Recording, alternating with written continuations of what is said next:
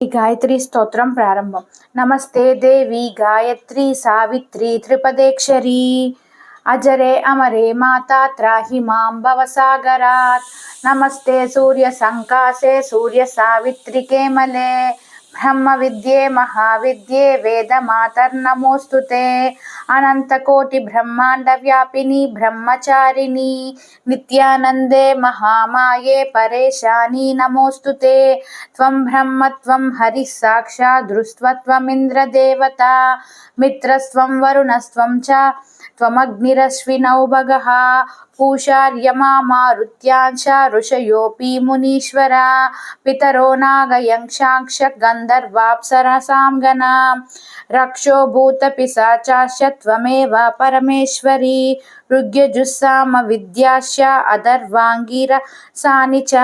త్వమేవ సర్వశాస్త్రాణి త్వమేవ సర్వసంహితా పురాణాని చ తంత్రాని మహాగమమతాని చ. త్వమేవ పంచభూతాని తత్వాని జగదీశ్వరీ బ్రాహ్మీ సరస్వతి సంధ్యా తురీయా త్వాం మహేశ్వరీ. తత్సబ్రహ్మస్వరూపాం త్వం కించిత్ సదసదాత్మికా పరాత్పరేషి గాయత్రీ నమస్తే మాతరంబికే చంద్రకళాత్మికే నిత్యే కాళరాత్రి స్వదేశ్వరే స్వహాకారేऽగ్నివక్త్రే త్వాం నమామి జగదీశ్వరీ.